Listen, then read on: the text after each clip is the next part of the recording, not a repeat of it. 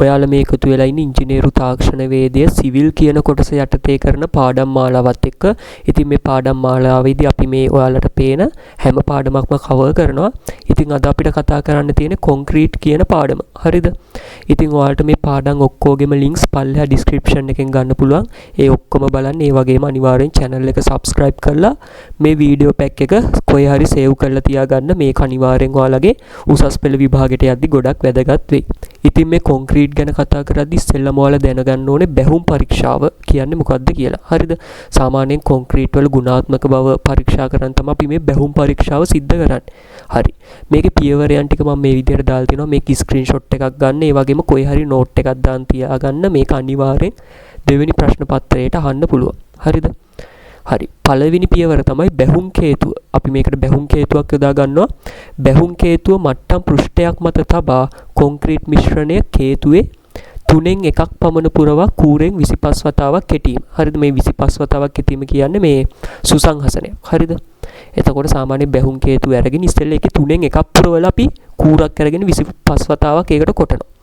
ඊට පස්සේ ආයෙත් 3න් 1ක් කොන්ක්‍රීට් අරගෙන ඒකට පුරවලා ආයෙත් 25 වතාවක් කොටනවා. හරිද? ඊට පස්සේ තුන්වෙනි පියවරේදී ආයෙත් ඉතුරු 3න් 1 අපි පුරවලා ඒ කියන්නේ කේතුව පිරෙන්නම අපි කොන්ක්‍රීට් පුරවලා ආපහු සැරයක් 25 වතාවක් ඒ කූරෙන් කොටනවා. හරිද? ඒ විදිහට කොටලා අපි අර වැඩි බදාම තියෙනවා නම් ඒවා අයින් කරගන්නවා. හරිද? ඉන්පසු වැඩිපුර කොන්ක්‍රීට් ඉවත් කර ඉහළ මට්ටම සමානව මට්ටම් කර ගැනීම. හරිද? ඒ කියන්නේ අපි සාමාන්‍යයෙන් එකේ කේතුවේ හරි මට්ටමට කොන්ක්‍රීට් දාලා ඒක හරියට ඒ මට්ටමට සමානව මට්ටම් කරගන්නවා. හරිද? අපිට මේකට මට්ටම් ලීයක් යොදා ගන්න පුළුවන්. හරිද? ඊට පස්සේ අන්තිම පියවර කේතුව හෙබින් ඉහළට ඔසවා කේතුව ආසන්නයේම අනෙක් අතට තබා කොන්ක්‍රීට් කොටස සහ කේතුව අතර උසේ වෙනස මැන ගැනීම. හරිද? සාමාන්‍යයෙන් දැන් අර පුරවගත්ත කේතුව අනිත් පැත්තට තියලා අපි කේතුව අයින් කරගන්න. එතකොට අපිට පේනවා මේ කොන්ක්‍රීට් නිකන් අර කේතුවේ හැඩයට තියෙනවා. හරිද? එතකොට මේ කොන්ක්‍රීට් එක දිහා නිරීක්ෂණය කරලා අපිට බලා ගන්න පුළුවන් මේ කොන්ක්‍රීට් එකේ තත්වය හොඳයිද නරකයිද කියලා. හරිද? සාමාන්‍යයෙන් හොඳ කොන්ක්‍රීට් එකක් නම් බැහුම් පරීක්ෂාවේදී හිමින් ක්‍රියා කරනවා. සාමාන්‍යයෙන් හොඳ නැති කොන්ක්‍රීට් එකක් නම් බැහුම් පරීක්ෂාවේදී ඒ අර මේ කේතුවේ හැඩි ඉක්මනටම නැති වෙලා යනවා. හරිද? ඒකත් හොඳට මතක තියාගන්න. මේක අනිවාර්යයෙන්ම හොඳට මතක තියාගන්න ඕන නිසා තමයි වීඩියෝ එක ඉස්සෙල්ලාම කියලා දුන්නේ. ඊට පස්සේ අපි දැනගන්න ඕනේ කොන්ක්‍රීට් තැම්පත් කිරීමේදී සැලකිලිමත් විය යුතු කරුණු. අපිට ඕනේ විදිහට කොන්ක්‍රීට් තැම්පත් කරන්න බෑ. මේකට ක්‍රමවේදයක් තියෙනවා. එහෙම කරේ නැත්නම් ඒ කොන්ක්‍රීට් එකේ ගුණාත්මක භාවයට හානි වෙන. ඒ නිසා අනිවාර්යයෙන්ම කොන්ක්‍රීට් තැම්පත් කිරීමේදී ඒ වගේම සුසංහසනයේදී අපි සැලකිලිමත් වෙන්න කරුණු ටිකක් තියෙනවා. ඉතින් අපි ඉස්සෙල්ලා බලමු තැම්පත් කිරීමේදී සැලකිලිමත් වෙන්න ඕනේ කරුණු මොනවද කියලා. මිශ්‍ර කර විනාඩි 30ක් ගත වීමට පෙර තැම්පත් කළ යුතුය. ඒ කියන්නේ කොන්ක්‍රීට් මිශ්‍ර කරලා විනාඩි 30ක් යන්න කලින් තැම්පත් කරන්න ඕනේ.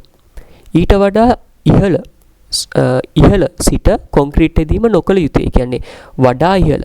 ඒ කියන්නේ සාමාන්‍යයෙන් කොන්ක්‍රීට් යොදද්දී අපි පොඩ්ඩක් සාමාන්‍ය මට්ටමකින් නම් තමයි කොන්ක්‍රීට් ටික බිමට හලන්නේ. ඉතා ඉහළ මට්ටමක ඉඳන් කොන්ක්‍රීට් එක බිමට හැලුවොත් ඉස්සෙල්ලාම අර කොන්ක්‍රීට් එකේ තියෙන මෙටල් ටික වැටෙනවා. ඊට පස්සේ තමයි අනිත් ද්‍රව්‍ය ටික වැටෙන්නේ. ඒක වළක්ව ගන්න අපි ගොඩාක් ඉහළ ඉඳන් කොන්ක්‍රීට් යොදාගන්නේ නැහැ. හරිද? ඒ කියන්නේ ගොඩාක් ඉහළ ඉඳන් කොන්ක්‍රීට් දාන එකේ තේරුමක් නැහැ. හරිද? ඒකත් හොඳට මතක තියාගන්න. ඊට පස්සේ කොන්ක්‍රීට් තැම්පත් කිරීමේදී වැඩි දුරක් තිරස් අතට ගලා යාමට ඉඩ නොදිය යුතුය. හරිද? ඒ කියන්නේ කොන්ක්‍රීට් තැම්පත් කරද්දී ගොඩාක් අර තුනී කරන්න හොඳ නැහැ කියනවා. හරිද? ඒ කියන්නේ තිරස් අතට ගොඩාක් දුරට තුනී කරන්න හොඳ නැහැ කියන. එහෙම කරාම අර මං කිව්වා වගේ කොන්ක්‍රීට් එකේ තියෙන ගුණාත්මක භාවයට හානි වෙනවා. හරි. අන්තිම එක බලන්න. කොන්ක්‍රීට් තැම්පත් කිරීමට පෙර හැඩයම් පෙට්ටිවල නිවැරදිතාවය, පිරිසිදුභාවය, කාන්දු වීම නොමැති බව සහ ශක්තිමත් බව පරීක්ෂා කළ යුතුය. හරිද? මෙතන මේ හැඩයම් කියන එක තියෙන්නේ. හරිද? හැඩයම් පෙට්ටි කියන්නේ සාමාන්‍ය අපි ඔය කොන්ක්‍රීට් කණු එහෙම දාද්දි මේ හැඩයම් පෙට්ටි පාවිච්චි කරනවානේ. එතකොට මේ හැඩයම් පෙට්ටි හරියට හයි කරලා හොඳ පිරිසිදුභාවයකින් තියෙන්න ඕනේ. හරිද? ඒ වගේම කාන්දු වීම නැති වෙන්න ඕනේ. කාන්දු වීම තිබ්බොත් එහෙම දාන කොන්ක්‍රීට් ටික අපතේ යන්න පුළුවන්. ඒක වළක්ව ගන්න කාන්දු නොමැති වෙන්න ඕනේ. ඒ වගේම අපි හොඳට මේකේ ශක්තිමත් බවත් පරීක්ෂා කරන්න ඕනේ. හරිද? මොකද නැත්තම් කොන්ක්‍රීට් කියන්නේ සාමාන්‍ය බර ද්‍රව්‍යයක්නේ. සාමාන්‍ය බරක් තියෙන ද්‍රව්‍යයක්. හොඳ ශක්තියක් තිබ්බේ නැත්තම් මේ කොන්ක්‍රීටය දරා ගන්න ඒක විනාශ වෙන්න පුළුවන්. ඒ නිසා අනිවාර්යෙන් හොඳ ශක්තිමත් බවක් තියෙන්න ඕන. අපි ඒ ඔක්කොම පරීක්ෂා කරලා තමයි මේ කොන්ක්‍රීට් ටික තැම්පත් කරන්න ඕනේ. හරිද? මේ පියවරයන් ටික හොඳට මතක තියාගන්න. ඊට පස්සේ කොන්ක්‍රීට් සුසන්හසනය. සාමාන්‍යයෙන් අපි සුසන්හසනය කරන්නේ සාමාන්‍ය කොන්ක්‍රීට් එකක් දැම්මහම මේ කොන්ක්‍රීට් එකේ තියෙන්න පුළුවන් වාතය. හරිද? වාත හිඩැස් තියෙන්න පුළුවන්. ඒ හිඩැස් වළක්වන්නේ කියන්නේ හිඩැස් නැති කරගන්න තමයි අපි මේ සුසංහසනය කරන්නේ. සාමාන්‍යයෙන් අපි මේකට ভাইබ්‍රේෂන්ස් පාවිච්චි කරනවා. හරිද? පළවෙනි එක කම්පකයේ තප්පර. සාමාන්‍ය ඔය ভাইබ්‍රේෂන් කියන්නේ මේ කම්පක කියන එකට. කම්පකයේ තප්පර 15ත් අතර කාලයක් තුල ගිල්වා තැබිය යුතුය. සාමාන්‍ය ভাইබ්‍රේෂන් එක අරගෙන තප්පර 5ක් හරි 15ක් අතර ඒ කාලයක් ඇතුළත ගිල්වලා තියෙන්න ඕනේ මෙන්න මේ කොන්ක්‍රීට් එකේ. ඊට වඩා වැඩියෙන් තියන්න හොඳක් නැහැ, අඩුවෙන් තියන්න හොඳක් නැහැ. ඒකත් හොඳට මතක තියාගන්න. හරිද? වැඩි සුසන්හසනයක් වුණොත් එහෙම කොන්ක්‍රීට් එකේ තියෙන ওই ගල් ටික එහෙම යටට ගිහිල්ලා අර වතුර වගේ ගතිය උඩට එන්න පුළුවන්. ඒ නිසා වැඩි සුසන්හසනය හොඳක් නැහැ. අඩු සුසන්හසනය හොඳ නැහැ. අඩු සුසන්හසනය හොඳ නැති වෙන්නේ හේතුව තමයි වා බුබුලු හරියට අයින් වෙලා යන්නේ නැතුව රැඳුනොත් එහෙම කොන්ක්‍රීට් එකේ බොල් තත්ත්ව ඇති වෙන්න පුළුවන්. ඒ නිසා අඩු සුසන්හසනයත් හොඳ නැහැ. ඊට පස්සේ දෙවෙනි කරුණ බලන්න. වැඩිපුර කම්පනයට භාජනය නොකළ යුතුය. ඒ කියන්නේ වැඩි සුසන්හසනය කරන්න හොඳ නැහැ. ඒ වගේම කම්පකයේ වැරගැන්වුම් වල වැද්දීම නොකළ යුතුය. ওই වැරගැන්වුම් කියන්නේ අපි සාමාන්‍යයෙන් යොදන කම්බි වගේ දේවල්. ඉතින් මේ වගේ කම්පකයේ වැද්දුනොත් ඒ වැරගැන්වුම් ඇද වෙන්න එහෙම පුළුවන්. ඒ නිසා ඒ වගේ වද්දන්නත් හොඳ නැහැ. ඒ වගේම සිරස් අතට පමණක් පෙවුම් කම්පකයේ කොන්ක්‍රීටයේ ගිල්හිය යුතුය. හරිද? ඒ කියන්නේ සිරස් අතට විතරයි අපිට කම්පකය ගිල්වන්න පුළුවන්. ඒ කියන්නේ මෙන්න මේ අතට. හරිද? මේ අතට විතරයි අපිට කම්පකයේ ගිල්වන්න පුළුවන්. ඊට වඩා ඒ කියන්නේ ওই තිරස් අතට එහෙම ගිල්වන්න බෑ. ඒක හරියට සුසන්හසනය නොවෙන්න එක හේතුවක් වෙන්න පුළුවන්. හරිද? ඊට පස්සේ මේක හැම පාරම වගේ අහනවා කොන්ක්‍රීට් මිශ්‍රණ අනුපාත. මේක අනිවාර්යෙන් කටපාඩම් කරලා තියාගන්න ඕන එකක්. මම මේකේ වගුවක් ඔයාලට දීලා තිනවා. ඔයාලට පුළුවන් මේ වගුව පාඩම් කරගන්න. හරියට කටපාඩම් කරගන්න පුළුවන්. මේක ඔයාලා එක්ක ස්ක්‍රීන්ෂොට් එකක් ගහගන්න නැත්නම් කොහේ හරි නෝට් එකක් දාගන්න. M15 කියලා කොන්ක්‍රීට් මිශ්‍රණ අනුපාතයක් තියෙනවා 1:3:6 අනුපාතය. හරිද? 1:3:6 අනුපාතය සාමාන්‍යයෙන් තනි කොන්ක්‍රීට් මිශ්‍රණ අත්තිවාරම් පතුල් ගෙබිම් වලට අපි M15 කියන කොන්ක්‍රීට් මිශ්‍රණය යොදා ගන්නවා. M20 කියන කොන්ක්‍රීට් මිශ්‍රණයේදී 1:2:4 මිශ්‍රණයක් තමයි පාවිච්චි කරන්නේ. වැරගැන්වූ කොන්ක්‍රීට් මිශ්‍රණයක් මේක. හරිද? M20 කියන්නේ වැරගැන්වූ කොන්ක්‍රීට් මිශ්‍රණයක්. සාමාන්‍ය ලින්ටන් වලට කුළුණු වලට වගේ යොදා ගන්නවා. හරිද? මෙතන ඔයාලට ඒවා ටික දීලා තියෙනවා. මේවා කොහේ හරි ලියා ගන්න. ඊට පස්සේ M25 කියන කොන්ක්‍රීට් මිශ්‍රණ අනුපාතය 1:1.5ට 3ට අනුපාතයෙන් තමයි යොදන්නේ. සාමාන්‍යයෙන් මේක යොදා ගන්න ඔය ටැංකි වලට, කියන්නේ ජලය ගබඩා කරන ටැංකි වලට, ඒ වගේම අදිභාර කුළුණු වලටත් යොදා ගන්නවා. හරිද? මේකත් විශේෂ වැරගැන්වූ කොන්ක්‍රීට් මිශ්‍රණයක්. හරිද? විශේෂ වැරගැන්වූ කොන්ක්‍රීට් මිශ්‍රණයක්. ඒකත් හොඳට මතක තියාගන්න. ඊට පස්සේ M30 1:2 කියන අනුපාතය යටතේ අපි යොදා ගන්නවා. මේක යොදාගන්නේ අදිභාර කුළුණු වලට විතරයි. හරිද? M30 කියන කොන්ක්‍රීට් මිශ්‍රණ අනුපාතය. හරිද? මේ මිශ්‍රණ අනුපාත හොඳට මතක තියාගන්න. මේ වගේ MCQ එහෙම අහන්න පුළුවන්.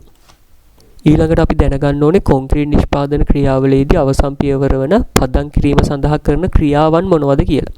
හරිද? පළවෙනි එක තමයි කොන්ක්‍රීටය තෙත ගෝණියකින් ආවරණය කරනවා. හරිද?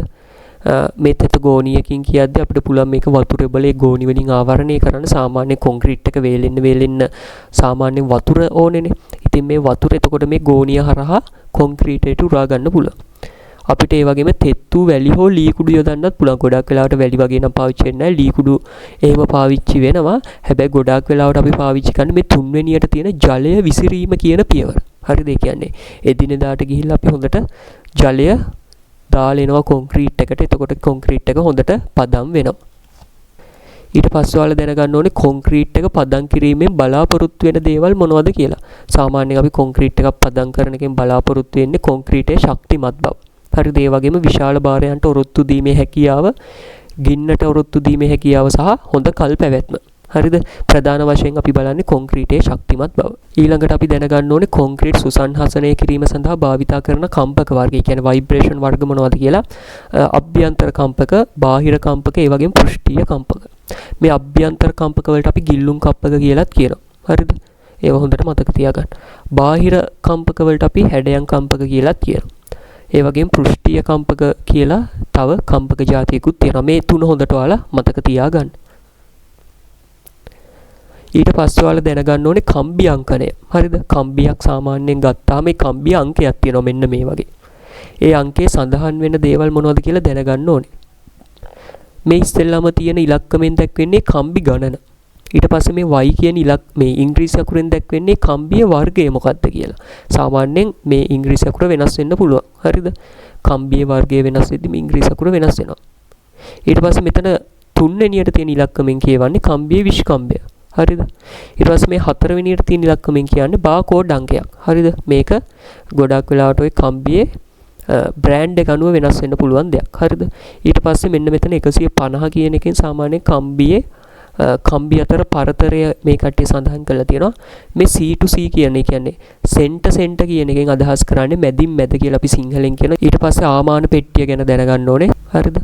කොන්ක්‍රීට් පරිමාණව අණුව මිශ්‍ර කිරීමේදී සමාහාර අනුපාතයට අනුව මැනීම සඳහා ආමාන පෙට්ටිය යොදා ගන්නවා. හරිද? කොන්ක්‍රීට් යොදන සමාහාර තියෙනවා. මේ සමාහාර අනුපාතයට නිවැරදිව යොදලා තියෙනවද කියලා අපිට මේක හරහා දැනගන්න පුළුවන්. ඉතින් මේ ආමාන පෙට්ටියක් ගත්තාම මේ ආමාන පෙට්ටියේ ප්‍රමාණයක් තියෙනවා. මිලිමීටර් වලින් මම මෙතන සඳහන් කරලා තියෙනවා 400 වැඩි කිරීම 350 වැඩි කිරීම 250. මේකත් හොඳට මතක තියාගන්න. ඉතාමත් කලාතුරකින් සමහර විභාග පේපර් වල මේකත් දැක ගන්න පුළුවන්. ඊළඟට කොන්ක්‍රීට් අතලුවක වැරගැන්වුම් කම්බි යොදන දල රූප සටහන ඔයාලා දැනගන්න ඕනේ. ඉතින් මේකේ දල රූප සටහන මම මේ සුදු පාටින් ඔයාලට දීලා තියෙනවා. ඉතින් මේක ඔයාලට බලා ගන්න පුළුවන්. මෙතන ඔයාලට බලා ගන්න වෙන්නේ මේ කම්බි ගණන කියලා තියෙනවා. ඉතින් මේක කම්බි ගණන නෙවෙයි. හරිද? මේක ඔයාලා වෙනස් කරගන්න ඕනේ. ඉතින් මේ උඩින්ම තියෙන ප්‍රධාන වැරගැන්වුම්. හරිද? ප්‍රධාන වැරගැන්වුම් මම මේක හදන්නම්. හරිද? PDF එක දෙද්දි ඔයාලට හදන්නම්. ඔයාලා මෙතන ලියා ගන්න ඕන නම් ලියා ගන්න මේ 37ට යොදලා තියෙන්නේ ප්‍රධාන වැරගැන්වුම්. ඒ වගේම මෙන්න මෙතන හදාගන්න මේ 37ට යොදලා තියෙන්නේ විහිදුම් වැරගැන්වුම්. හරිද? පළවෙනි එක ප්‍රධාන වැරගැන්වුම්, දෙවෙනි එක විහිදුම් වැරගැන්වුම්. ඊට පස්සේ මෙන්න මේක අපි කියනවා මේකට පරායනය කියලා. ඒ කියන්නේ කොන්ක්‍රීට් එකේ අතලුවේ අපි ගන්න ප්‍රමාණයට අපි පරායනය කියලා කියනවා. ඊට පස්සේ වැරගැන්වුම් ද්‍රව්‍ය වලින් ඉටු කරන කාර්යයන් මොනවද කියලා දැනගන්න ඕනේ. සාමාන්‍යයෙන් අපි වැරගැන්වුම් යොදනවා මේ බලවලට ඔරොත්තු දීම සඳහා. ඒ කියන්නේ ආතන්‍ය ප්‍රත්‍යවර්ත ඔය වගේ බල තියෙනවනේ. ඒ වගේ බල වලින් ඔරොත්තු දෙන්න තමයි අපි මේ වැරගැන්වුම් යොදන්නේ. හරිද? ඒ වගේම අවශ්‍ය හැඩයට හැඩ ගැන්වීමේ හැකියාවත් වැරගැන්වුම් වල තියෙනවා. ඒ වගේම ව්‍යාකෘතික බලවලට ඔරොත්තු දීමේ හැකියාවකුත් තියෙනවා. ඉතින් මේ කාර්යයන් ටික ඔයාලා හොඳට මතක තියාගන්න. ඊට පස්සේ ගොඩනැගිල්ලක ගෙබිම නිර්මාණය කළ හැකි ක්‍රම. හරිද? ඉතින් අපිට මේකේ ඒ කියන්නේ නිමහං ක්‍රම කියලා අපි කියනවා මේවට. හරිද? ගොඩනැගිල්ලක ගෙබිමක් ගත්තොත් අපිට මේකේ ෆිනිෂින් එක කරන්න ගොඩක් ක්‍රම තියෙනවා. හරිද? අපි පැන්වාත්තු නිමහං ක්‍රම කරනවා. ඒ කියන්නේ සිමෙන්ති වගේ දේවල් දාලා. හරිද? පෙරසවි නිමහං ක්‍රම කියන ඔය ටයිල් වගේ සෙරමික් වගේ දේවල් අල්ලනවට අපි කියනවා පෙරසවි නිමහං. ඒ කියන්නේ කොහේ හරි හදපු දෙයක් තමයි අපි ගෙනල්ලා ආයෙ හයි කරන්නේ. ඒකට තමයි ඔය පෙරසවි කියලා කියන්නේ. ඒ වගේම දැව නිමහමුත් කරනවා. ගොඩක් වෙලාවට ඔය දැව ලෑලි දැව පතුර අරන් දැව නිමහං කරනවා. ඊට පස්සේ ඔයාලා දැනගන්න ඕනේ තරප්පුවක කොටස්. හරිද? තරප්පුවක් කියන්නේ සාමාන්‍යයෙන් පඩි පෙළක්. හරිද? මේ පඩි පෙළේ කොටස් ටික ඔයාලට මම මේ වගේ රූප සටහනකින් පැහැදිලිව දීලා තියෙනවා. ඉතින් මම මේක මෙන්න මේ විදිහට ඔයාලට ටිකක් ලොකු කරලා පෙන්නන්නම්. හරිද? සාමාන්‍යයෙන් හරිද? ඔයාලා මේක අනිවාර්යෙන් මතක තියාගන්න ඕනේ දෙයක්. ඔයාලා මේක ඇඳලා මතක තියාගන්න. හරිද? තරප්පුවක කොටස් ගත්තොත් ඉස්සෙල්ලාම මේ ඔයාලට පේනවා මේ තියෙන තරප්පුව. මේ තරප්පුවේ මේකට අපි කියනවා තරප්පු බඳ කියලා. හරිද? තරප්පු බඳ. ඊට පස්සේ මේ තරප්පුවේ මෙන්න මේ උඩට නගින එකට කියනවා අපි පඩියක නැක්ම කියලා. හරිද? මේ ඔක්කොටම අපි නැක්ම කියලා කියන්නේ. මේ උසට අපි කියනවා නැක්ම කියලා. ඒ වගේම මේ පළලට අපි කියනවා පඩියක යාම කියලා. හරිද? පඩියක යාම කියනවා. ඊට පස්සේ ඔයාලට බලාගන්න මේ පඩි පෙළවක් ගත්තාම මේ පඩි පෙළේ නිකන් අර උල් තියෙනවනේ මේ කෝණයක් වගේ. සාමාන්‍යයෙන් අංශක 90 කෝණයක් තියෙනවා. ඔය අංශක 90 කෝණයට අපි කියනවා නාසිකාව කියලා. හරිද? නාසිකාව කියනවා. ඒ වගේම ඔයාලට බලා ගන්න පුළුවන් මේ නාසික ඔක්කොම හරි කෙලින් මෙන්න මේ විදියට තියෙනවා. හරිද? මේ ඔයාලට පේනවා මේ කඩිරෙන් මම ඒක පෙන්නලා තියෙන මේකට අපි කියනවා නාසිකා රේඛාව කියලා. නාසිකා රේඛාව කියලා කියනවා. හරිද? ඊට පස්සේ පඩි පෙළක් හදලා ඉවරුණාට පස්සේ මේ පඩි පෙළට අපි ගහනවා පඩි පෙළට වැටක්. ඒක ගහන්නේ ආරක්ෂාව සඳහා. අපි මේකට කියනවා අත් වැටක් කියලා. හරිද? අත් වැටක් ගහද්දි ඉස්සෙල්ලම මේ තරප්පු කණු දෙකක් දානවා මෙන්න මේ විදිහට උඩින් සහ යටින්. හරිද? මේ තියෙන තරප්පු කණු. ඊට පස්සේ අත්වැටක් ගන්නවා. අත්වැට කියන්නේ මෙන්න මේකට. මේ මම ගෙනියන්නේ මේ ලයින් එක වලට පේනවා. ඒකට තමයි අත්වැට කියන්නේ. ඊට පස්සේ පඩියෙන් පඩියට අපි දානවා අත්වැට කණු. මේකක් දාන ආරක්ෂාව. මොකද නැත්තම් මේ අත්වැට යටින් කාට හරි රිංගන්න පුළුවන් නේ. හරිද? එහෙම නැත්තම් වැටුනොත් මේ හරහා වැටිලා යන්න පුළුවන්. ඒක ආරක්ෂාව වෙන්න තමයි අපි මේ අත්වැට කණු කියන ඒවා යොදන්නේ. මේවා මේ සිරස් අතර තමයි යොදලා තියෙන්නේ. හරි ඔන්න ඔය කොටස් ටික ඔයාලා කොන්ක්‍රීට් කියන කොටසෙන් දැනගන්න ඕනේ. හරිද? මම අනිවාර්යයෙන්ම දැනගන්න ඕන කොටස් ටික කතා කරේ. ඉතින් ඊළඟට අපි වහල කියන කොටසෙන් හම්බෙමු. අනිවාර්යෙන් channel එක subscribe කරන්න. description එකේ මේ civil video ඔක්කොගෙම links තියෙනවා.